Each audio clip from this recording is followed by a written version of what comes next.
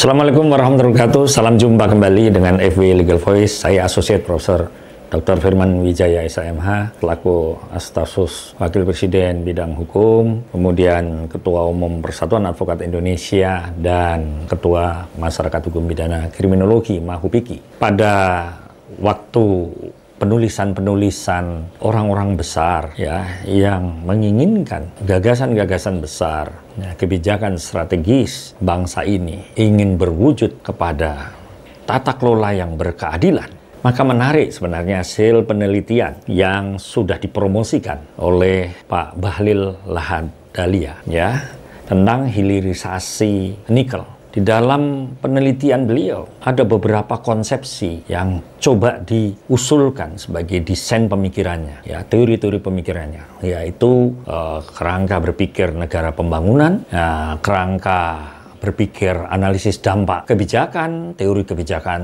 publik, tata kelembagaan, dan tata kelolanya. Nah, ini menarik karena Pak Bahlil mencoba mencermati apa saja dampak sosial ekonomi terhadap hilirisasi nikel di Indonesia. Kemudian metode beliau mencoba menerapkan pola kebijakan hilirisasi nikel yang berkeadilan dan berkelanjutan. Apakah ini merupakan teori atau konsepsi keadilan? Ya, karena ada berbagai jenis keadilan prosedural, keadilan substansial, ya.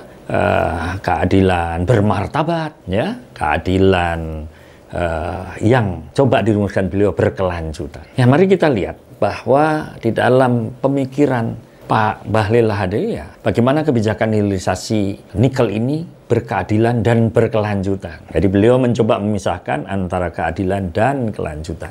Di dalam berbagai literatur kaitan dengan penelitian dan perumusan satu masalah yang ingin dipromosikan, termasuk di dalam kerangka berpikir seorang dokter, kebijakan hilirisasi nikel yang berkeadilan dan berkelanjutan dicoba oleh Pak Bahlil Lahadalia di dalam konsepsi yang namanya triangulasi penelitian. Ini menarik dan penuh tantangan. Karena pastinya akan menuntut, ya, triangulasi model penelitian semacam ini akan menuntut perubahan kebijakan hilirisasi nikel yang secara faktual. Harus ada opsi-opsi, ya, yang jelas, yang entah itu sifatnya merekonstruksi atau mereformulasi. Saya belum bisa melihat ini secara jelas, tetapi jalan pemikirannya Pak Bahlil Lahadalia mencoba menerapkan aspek keadilan transformatif ke daerah-daerah. Nah, opsi reformasi kebijakan ini terkait dengan posisi daerah atau keterlibatan pelaku usaha daerah. Tentu akan ada kaitannya, akan ada irisannya dengan transformasi ekonomi nasional. Artinya regulasi atau kebijakan transformasi nasional.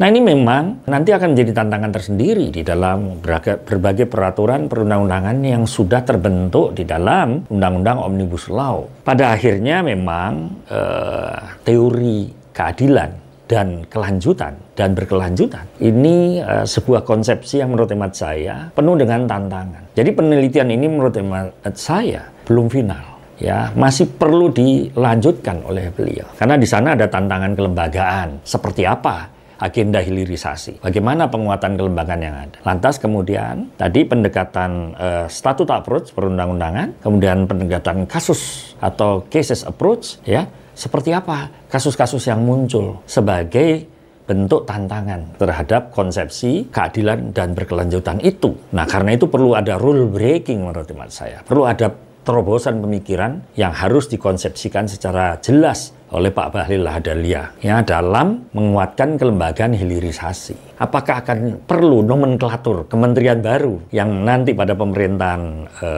baru, ya, Pak Prabowo Gibran, ya, dibentuk satu kementerian baru yang sifatnya sumber daya alam dan hilirisasi. Nah, ataukah sifatnya ad hoc atau dalam arti pembentukan satgas sinkronisasi atau percepatan hilirisasi saja. Nah, ini memang kalau mencermati dari apa yang diteliti oleh beliau, ada konsep namanya AD, analisis data eksploratif, dan ada AHP, analitis hierarki proses. Bagaimana hierarki prosesnya? Menurut hemat saya ini perlu potret hak gakum, ya, penegakan hukum yang selama ini bisa saja membingkai dalam pikiran beliau apa yang disebut fenomena kutukan sumber daya. Apa yang dimaksud kutukan sumber daya? Memang ini terminologi kata kutukan, sesuatu yang dalam penelitian ya belum ada referensinya, karena itu sifatnya kepercayaan saja. Tapi mungkin saja yang dimaksud beliau bahwa negara-negara yang justru memiliki industrialisasi, memiliki sumber daya yang bagus, tapi justru mengalami bencana, yaitu kemiskinan. Jadi tidak berbanding lurus ya antara kekayaan SDA dengan kekayaan. Problematik beliau ketika Pak Bahlil ingin mencoba mengatasi kutukan itu yang dalam perspektif sosial bahwa negara-negara yang dengan berbagai perbandingan, masyarakat yang daerahnya memiliki industrialisasi tapi tidak berkorelasi dengan kesejahteraan. Karena itu kebijakan hilirisasi, optimalisasi kelembagaan, dan kemudian penguatan tata kelola hilirisasi khususnya menyangkut nikel ini harus menjadi fokus kelembagaan ya baru, termasuk satgasnya kalau memang itu perlu dibentuk, karena berbagai kasus memang harus segera diatasi. Nah, gap penelitian yang ada dan apa yang dituliskan dalam pemikiran Pak Bahlil Lahadalia, menurut hemat saya ini merupakan triangulasi yang tadi disampaikan beliau yang harus terumus secara jelas di dalam statute approach, pendekatan perundang-undangan, dan cases approach, kasus-kasus yang muncul yang harus segera diatasi. Saya rasa itu perspektif sedikit terhadap pemikiran penelitian yang disampaikan oleh Pak Bahlil Lahadalia di dalam disertasinya. Selamat Pak Dokter, mudah-mudahan Bapak nanti kalau dipilih menjadi menteri di bidang hilirisasi, mudah-mudahan apa yang menjadi ius constituendum, cita-cita ya yang Bapak rumuskan di dalam penulisan doktoral ya terwujud ya sebagai bentuk kementerian yang baru yang secara nomenklatur memang tujuannya untuk itu. Minimal komitmen Bapak Bahlil Lahadalia terhadap hilirisasi nikel tentu berbasis kepada keadilan berkelanjutan, keadilan Pancasila. Salam hormat buat Pak Bahlil Lahadalia. Sampai jumpa, FI Legal Voice. Terima kasih, Assalamualaikum warahmatullahi wabarakatuh.